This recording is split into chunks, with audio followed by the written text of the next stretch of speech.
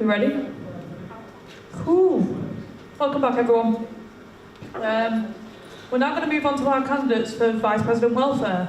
Please come to the stage.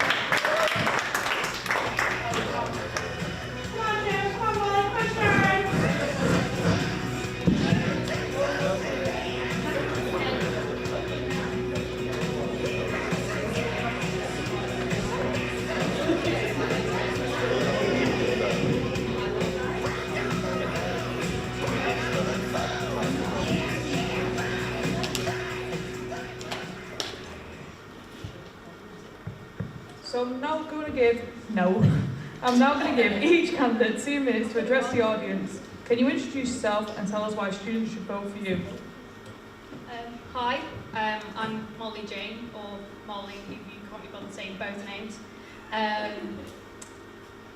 In my course, we have this real sense of community. We had a really unfortunate event happen to us, and that brought us all really close together. And talking to other people on other courses, I realised that there wasn't that sense of community everywhere, and I want to bring that to the university. I want there to be a sense of you're not alone. That's what I did this year as school president with my Hope for Humanity, or at least I tried to do that. It seems to be going well. I've had a lot of good feedback from it, and people are getting that sense of they can go and talk to people. There's just somewhere to go when they feel really, really lonely, and that is what I want to try and create for everybody and every student, not just the ones that I'm currently representing.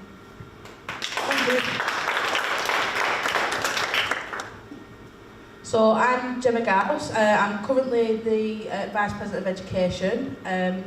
The reason I want to go for welfare this time is because I've got a lot of history in welfare. For people that don't know, the course I studied was Community and Social Care Policy and Practice. Woo woo! So I've got a lot of knowledge in things like social care and supporting individuals with very different needs to your own. I've also been a carer for a family member for a number of years, so I understand what it means to support others. But I've also had to access support myself to make sure that I can stay at UCLan. So I know how vital that having the opportunities to have the support, and the support actually tailored to your needs, can ensure that you can have all the opportunities while you're here at UCLan. I just want to make sure that there's always a place for students to go, and as a whole the union should be that safe space. That's exactly what we're there for students to come to us in the time of need and make sure that they can tackle whatever the issue is with our support and still achieve the goals that they actually set when they first come through our door. Thank you. Hi, I'm Sharon. I've also gone for the VIP of Welfare. I've been on exactly the same course as Gemma, so we're repping. Yeah. I've basically gone for this role because, like Gemma, I've got really good knowledge of what is needed as a welfare officer. I've got a good insight into equality, ethics, domestic abuse, LGBTQI, all different societies as well that are available on campus. I'm also an active course rep. I'm actively involved on a committee for In Touch conference, which a few of you will probably be aware of if you're under the social work umbrella. I don't know whether you've ever attended them or not, but they've been running for a good few years now. And we do guest speakers, so I've been actively involved with Lancashire Constabulary, all different people who've wrote books around domestic abuse and inequality and mental health issues. Like some of the people who've got disabilities, I've got a learning difficulty, and I found it very hard in the FE to access funding. They made me pay £250 towards a laptop, which I thought was disgraceful. And these are like little things that I want to aim at, that need tackling, that should be available for free for us.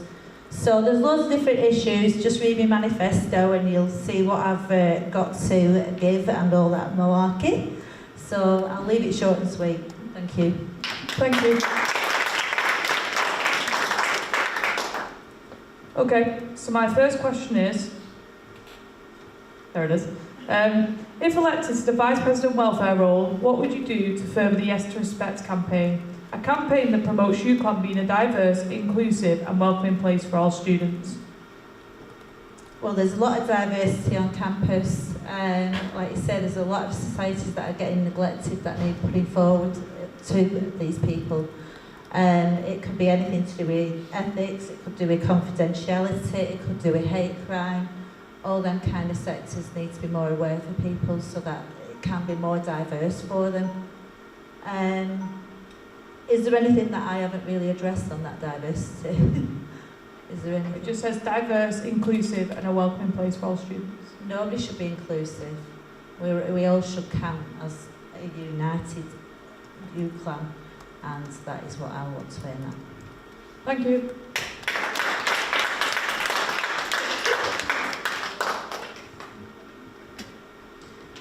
My question is, if elected to the Vice President Welfare role, what would you do to further the Yes to Respect campaign? A campaign that promotes UCLan being a diverse, inclusive and welcoming place for all students.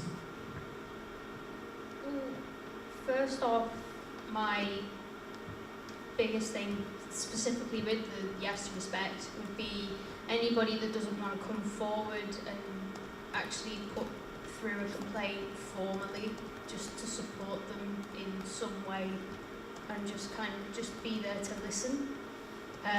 Not just straight up say, you need to file that, because they might not feel comfortable doing that. They might have other problems that they, like say mental health issues, that they don't want to disclose, and it's just going to make those worse. And going through the stress of filing all the formal complaints could make it worse for them, and I just think as long as you're there to listen to them, then that's what, yeah. I don't know how to finish that sentence. Thank you. Just remind me of the question again. No worries. If elected to Vice President Welfare, what would you do to further Yes to Respect? A campaign that promotes UCLan being a diverse, inclusive and welcoming place for all our students. Thank you. I think first of all, I've got to set an example. I've got to lead by example, and I've got to make sure that I respect every single student on this campus, and also the staff as well that I'm interacting with. I think if we can't as a union set an example, how can we then deliver and preach to others how they should be acting? And I think it is just keeping the momentum up and making sure that we take an absolute zero tolerance approach to allowing people to have these negative and hateful attitudes towards any student, regardless of what the actual focus of that negativity is, and making sure that, you know, if there is an issue where it just needs a bit more education around, you know, let's say a different community that you've never experienced before coming to UCLan, we need to make sure that we do give them opportunities, but at the same time saying, look, this is the expectation. When you come to UCLan, you will all respect each other, because when you go out into society, that is what we want you to be doing as well, so that we can then have an impact on society as a whole, not just UCLan, and then the message continues. Thank you. Have we got any questions from the audience? I won't sing for you, I've not got a good one.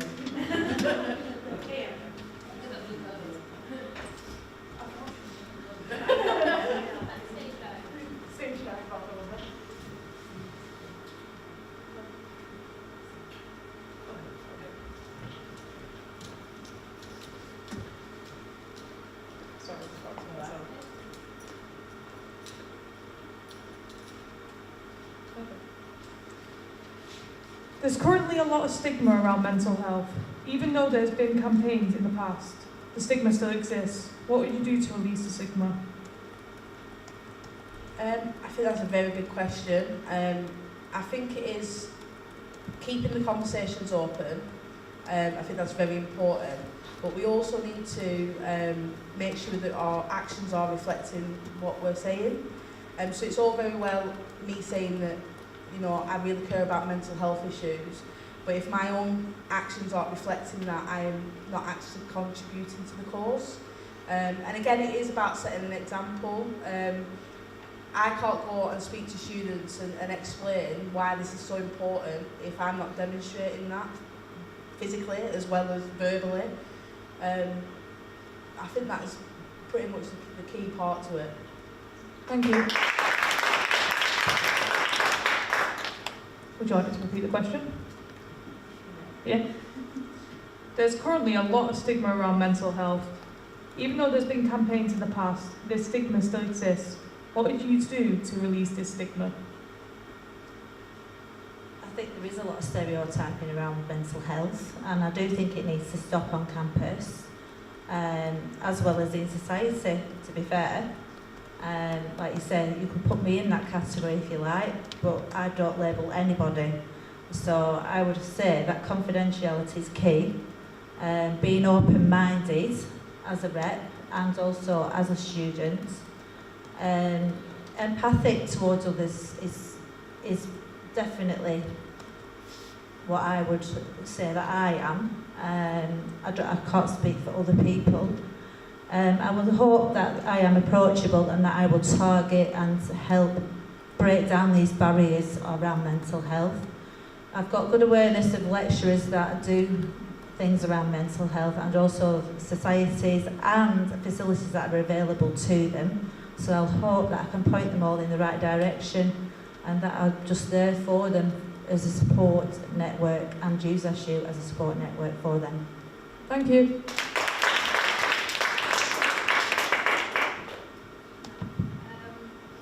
I think one of the things that needs to be done is an education around not just the likes of depression and anxiety, but all different types of mental health, such as like what schizophrenia actually is, what bipolar actually means, stuff to do with anorexia nervosa, bulimia nervosa. It's kind of not just highlighting like the big, massive ones,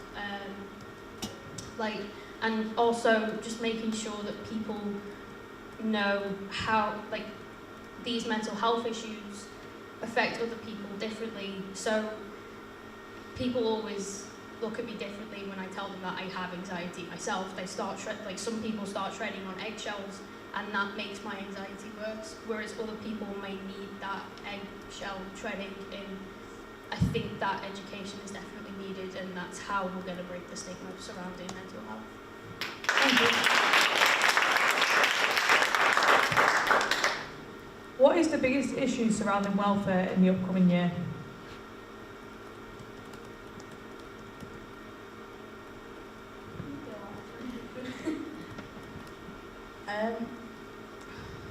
It's very hard to pick out one because I think there's many. I think one issue that is coming up very shortly is Brexit. I know I'm going to say the word, but I think there is a lot of discussions about the changing atmospheres on campuses and in the streets in Preston, in terms of things like there's been rise in hate speech and hate crimes, and I think that's something that if I was to get this role, I'd need to be very conscious of and make sure that we're keeping a very close eye and make sure that we are doing our part as well as wider society is doing their part to make sure that people aren't being affected by it. And also any changes to things like our international students linked to Brexit as well. We need to make sure they've got the support and the awareness of what their rights are if anything changes. So I think we need to make sure that we're really up to date and on the ball and constantly updating our own knowledge to then pass it on to students. Thank you. Like Gemma said, there's no one specific thing, but you've got to have a bit of a focus on everything. Like, I'm not going to say it again, that B word, because it drives me mental, but I think it's just kind of looking after the international students, making sure that their finances are still safe, making sure that they are like supported around this time, with anything, whether they need like someone to kind of go to and be like, I don't know what I'm doing. I mean, that's what advice and rep is there for. But yeah, I don't think that there's any specific issue throughout the next year that would be huge.